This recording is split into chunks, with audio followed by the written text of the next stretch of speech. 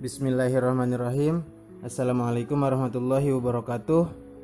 Halo teman-teman kelas 5C dan Ibu Ros. Jumpa lagi di kelas kajian drama. Di sini kami kelompok 5 akan mempresentasikan tentang genre drama realis Indonesia.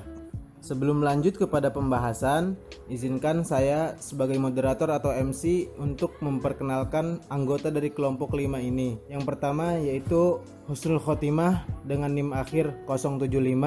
Yang kedua Fadia Azahra dengan NIM akhir 077. Yang ketiga Ramdina Putri Amanda dengan NIM akhir 092. Yang keempat Syafiq Amrullah dengan NIM akhir 088. Dan yang kelima Maudina Lutfiani dengan NIM akhir 104. Sebelum itu, kami akan mengulas sedikit pembahasan kelompok 4 kemarin bahwa realisme adalah genre drama yang telah berkembang sejak tahun 1850-an di Prancis. Dan dalam genre ini, penulis drama harus menggambarkan kenyataan hidup secara objektif. Genre realisme muncul karena ketidakpuasan terhadap konsepsi romantik. Kemudian mengenai realisme dan naturalisme, apakah realisme sama dengan naturalisme? Meskipun sama-sama membicarakan mengenai kenyataan, sebenarnya realisme dan naturalisme memiliki perbedaan. Realisme merupakan genre yang masih abu-abu atau bisa berubah kuadran, sementara naturalisme merupakan genre yang sangat deterministik atau tidak bisa berubah. Realisme di Indonesia. Awal gagasan realisme dalam teater adalah keinginan untuk menciptakan illusion of reality atau ilusi kenyataan di panggung. Keinginan untuk membuat para penonton lupa bahwa mereka sedang menonton drama. Realisme mengenal istilah representasional dan representasionalism sebagai konsep dasarnya. Pertunjukan yang representasional berarti bahwa pertunjukan itu menyajikan unsur-unsur seperti acting, kostum, make up, set panggung, dan lain sebagainya yang dikenali penonton melalui referensi sehari-hari. Realisme di Indonesia baru mulai dipelajari dengan serius ketika bermunculan sanggar-sanggar dengan nama studi, seperti ATNI, ASDRAFI, ASTI, ISI, STSI, atau sanggar-sanggar yang memang sudah berkenalan dengan konsep-konsep realisme. Menurut Bakdi Sumanto, titik tertinggi paham realisme di Indonesia terjadi di dua kota, yaitu di Yogyakarta yang didirikan Sinedrama Institute, yang kemudian berubah nama menjadi ASDRAFI atau Akademi Seni Drama dan Film pada tahun 1948, dan di Jakarta yang didirikan ATNI atau Akademi Teater Nasional Indonesia pada tahun 1955. Di dua akademi tersebut, seni teater dipelajari secara keilmuan, yaitu dengan pengamatan kritis dan didukung oleh teori serta data, di mana beberapa atau seluruh dari mereka, yaitu orang-orang yang aktif di sanggar, merupakan kaum cendekiawan yang telah membaca dan memahami buku-buku dari barat mengenai gerakan teater. Selanjutnya, kita akan melihat bagaimana realisme dalam naskah drama Awal dan Mira karya Utuy Tatang Sontani. Teman-teman, di sini kita akan melihat bagaimana sinopsis pada naskah drama Awal dan Mira. Drama Awal dan Mira mengisahkan tentang cinta awal, pemuda bangsawan terhadap Mira, gadis cantik penunggu kedai dari kalangan rakyat jelata yang menjadi korban perang kemerdekaan. Cinta awal pada Mira begitu besar, karena menurutnya Mira adalah satu-satunya orang yang sempurna, tidak seperti orang-orang yang di sekitarnya yang ia anggap sebagai badut. Awal berkali-kali meminta kepada Mira untuk bertemu di luar kedai, tetapi Mira selalu menolak, dan hal itu terjadi terus-menerus sampai Awal berpikir bahwa ia dipermainkan oleh Mira. Awal merasa kecewa dengan sikap Mira yang acuh tak acuh itu. Awal menganggap bahwa kedai kopilah yang menjadi penyebab Mira selalu menolak ajakan Awal. Oleh sebab itu, Awal akhirnya merobohkan kedai kopi itu sehingga habislah kekuatan Mira untuk menahan agar Awal tidak merobohkan kedai kopinya. Di akhir cerita, diketahui bahwa Mira adalah gadis cantik tetapi kakinya buntung akibat kekejaman perang. Barulah Awal menyadari mengapa Mira selalu menolak ajakannya untuk pergi dari kedai kopi tersebut, sehingga buyarlah harapan dan impian Awal akan kesempurnaan Mira. Utuy Tatang Sontani menulis Awal dan Mira tidak lama setelah pengakuan kedaulatan kemerdekaan Indonesia oleh Belanda. Utuy melukiskan kekecewaan masyarakat terhadap hasil perjuangan kemerdekaan. Meskipun yang dilukiskan olehnya adalah masyarakat Indonesia pada awal tahun 1950-an ketika baru menyelesaikan revolusi fisik. Namun jika kita baca sekarang rasanya masih aktual karena masih mencerminkan keadaan masyarakat kita sekarang. Bentuk realitas. Yang pertama yaitu kelas sosial. Di sini terdapat dua kutipan yang diambil dari naskah drama Awal dan Mira karya Utuy Tatang Sontani. Kutipan pertama yaitu, peristiwa ini terjadi pada suatu malam dalam tahun 1951 di depan kedai kopi kepunyaan seorang perempuan cantik bernama Mira. Yang dimaksudkan dengan kedai kopi kepunyaan Mira itu sebenarnya serambi muka dari rumah Mira yang dibangun jadi kedai kopi. Lalu kutipan kedua, kedai kopi Mira itu seperti juga kedai-kedai kopi yang lain, selain dialati oleh perabotan-perabotan yang bersangkutan dengan keperluan kopi. Di sana juga ada disediakan barang-barang dagangan yang sudah biasa dijual di kedai kopi. Di depan kedai kopi pun ada bangku panjang tempat duduk para kopi.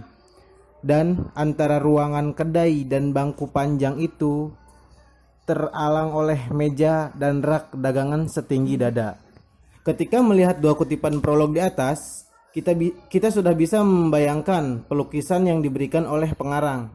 Sebuah rumah menyambik kedai kopi yang sekarang ini masih bisa kita lihat di pinggiran-pinggiran kota atau bahkan di sekitar rumah. Sesuai dengan konsep dasar dalam realisme, yaitu representasional, di mana pertunjukan yang ditampilkan menyajikan unsur-unsur drama, yaitu dalam hal ini adalah tentang set panggung yang dikenali penonton melalui referensinya sehari-hari. Dan dari sana kita bisa melihat bahwa tokoh Mira dilukiskan sebagai orang golongan kelas bawah yang berdagang untuk memenuhi kebutuhannya sehari-hari.